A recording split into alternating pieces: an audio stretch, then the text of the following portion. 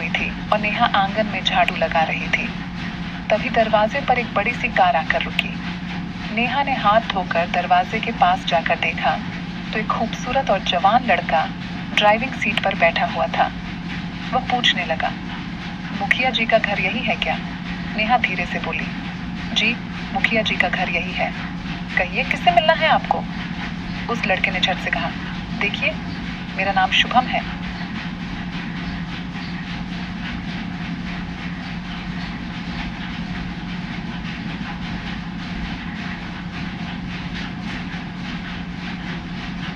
राघव मेरे साथ ही कंपनी में काम करता है। आज ऑफिस आते हुए रास्ते में उसका एक्सीडेंट हो गया था। वह अस्पताल में एडमिट है तो मैं यही बताने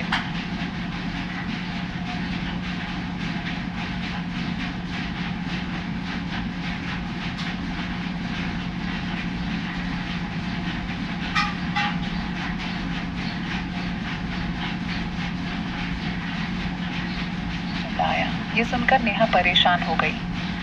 राघव उसके ताऊजी का बेटा था। ताऊजी और ताई जी इस दुनिया में नहीं थे तो नेहा के माता पिता ने ही उसकी परवरिश की थी। अब वह पढ़ लिख कर एक मल्टीनेशनल कंपनी में काम करता था। नेहा कहने लगी, भैया को ज्यादा चोट तो नहीं आई? शुभम ने कहा, देखो चिंता की कोई बात नहीं है, जल्दी से घर वालों को बोल दो, मैं उन्हें लेने के लिए आया हूँ। शुभम की बात सुनकर नेहा ने उसे भीतर आने के लिए कहा। उसके बाद उसने अपने मम्मी पापा को सब कुछ बताया तो वह लोग शुभम के साथ उसकी कार में बैठकर शहर जाने के लिए निकल पड़े। 1 सप्ताह तक राघव हॉस्पिटल में एडमिट रहा। उतने समय तक शुभम ने ही सब कुछ संभाला था।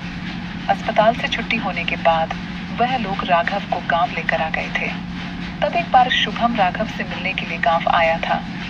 नेहा के माता पिता को शुभम इतना पसंद आया था कि नेहा के पिताजी ने नेहा से पूछा कि बेटा, मैं शुभम से तुम्हारे रिश्ते की बात करना चाहता हूँ। नेहा शर्मा गई क्योंकि शुभम के मददगार स्वभाव को देखकर वह भी कहीं ना कहीं उसे पसंद करने लगी थी। शुभम को पति के रूप में पाने की बात सोचकर ही उसका मन खुशी से खिल उठा था। लेकिन उसने अपनी खुशी को दबाते हुए धीरे से कहा, पापा आप मेरे भविष्य के लिए जो भी सोचेंगे अच्छा ही सोचेंगे। इतना कहकर वह शर्माकर भीतर भाग गई। तब नेहा के पिताजी ने राघव से बात की। फिर सभी लोग मिलकर शुभम के घर रिश्ता लेकर पहुंचे। शुभम को भी नेहा पसंद आ गई थी तो उसने भी इस रिश्ते के लिए हाँ कर दी। शुभम के परिवार में उसके मम्मी पापा और एक बड़ी भाभी थी जो कि विधवा थी। छोटा सा ही परिवार था और सब कुछ ठीक ठाक ही लग रहा था। बस फिर क्या था, ये रिश्ता पक्का हो गया। जल्दी ही दोनों की सगाई हुई और 2 महीने के बाद उन दोनों की शादी की तारीख निकली। शादी की सारी शॉपिंग शहर से ही करनी थी तो नेहा राघव के साथ शहर चली जाती थी। फिर वह शुभम और उसके मम्मी पापा के साथ मिलकर सारी शॉपिंग कर लिया करती थी। कभी कभार शुभम की भाभी भी शॉपिंग के लिए साथ में आती थी तो नेहा देखती थी कि शुभम की भाभी चांदनी विधवा होने के बावजूद परिवार वालों के साथ काफी चुहलबाजी करती थी। उसका व्यवहार काफी खुला हुआ था। शुभम के साथ भी बहुत ही हंसी मजाक वाला रिश्ता था उसका।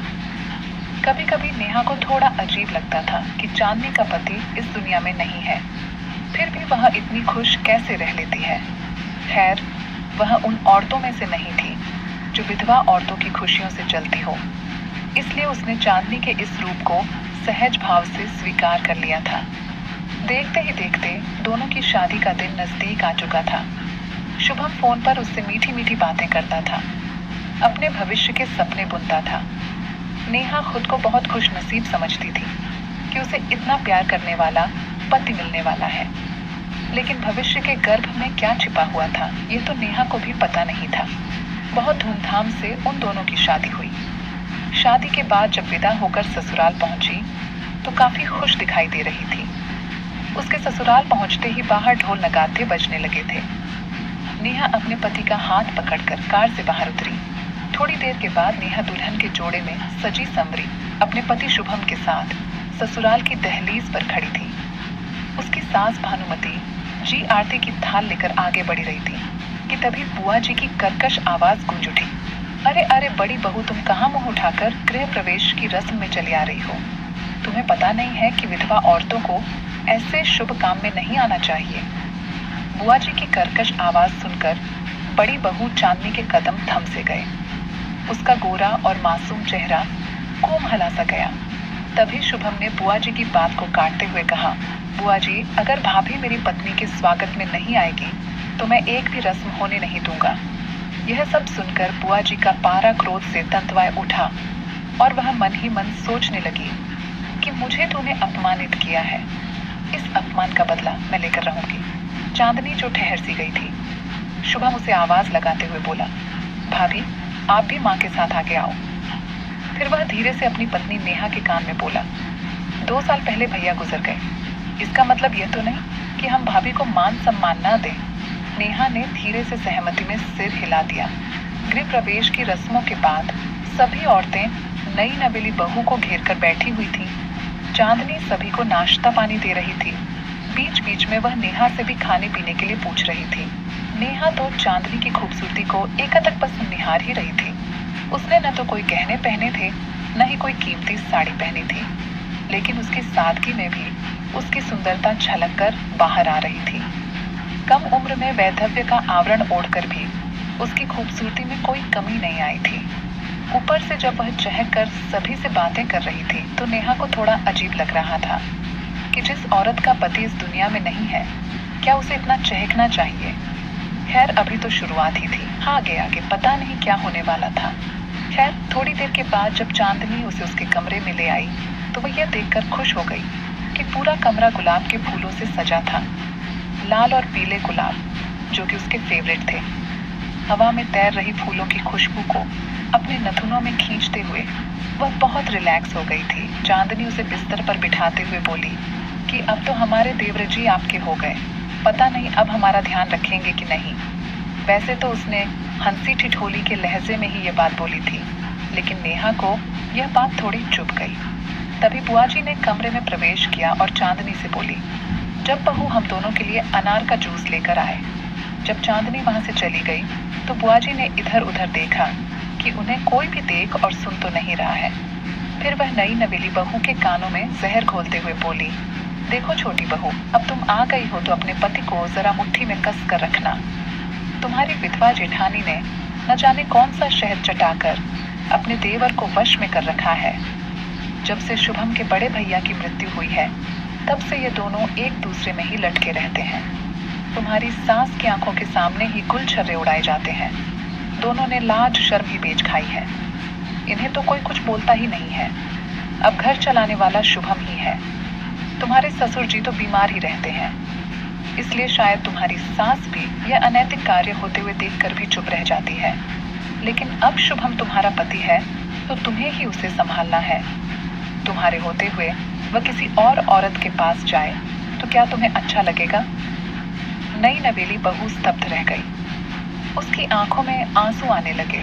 वह चिंता में डूब गई कि क्या उसके पति और जेठानी के बीच कोई गलत संबंध है। उसका मूड एकदम से खराब हो चुका था। वैसे भी जिस तरह शुभम ने सबके सामने अपनी भाभी का पक्ष लिया था और चांदनी भी पूरे घर में चहकते हुए घूम रही थी, उसे देखकर तो अब नेहा के मन में ही संदेह का कांटा धंस चुका था। बुआ जी तो उसे आगाह करके वहां से चली गई, लेकिन नेहा का मन अजीब सी बेचैनी से भर उठा। रात को जब थका हारा शुभम सुहागरात के कमरे में आया तो थोड़ी देर तक उसे बातें करने के बाद वह मुंह फिरकर सो गया। नेहा के कुंवारे अरमान अधूरे ही रह गए। उसकी आंखों में क्रोध की ज्वाला धधक उठी। उसे लगने लगा कि बुआ जी सही ही बोल रही थी। जब शुभम की जरूरतें कहीं और पूरी हो रही हैं, तो फिर भला वह पत्नी के लिए लालायित कहाँ रहेगा। उसकी आंखों से झरझर आंसू बहने लगे। रात भर वह बिस्तर पर करवटें बदलती रही।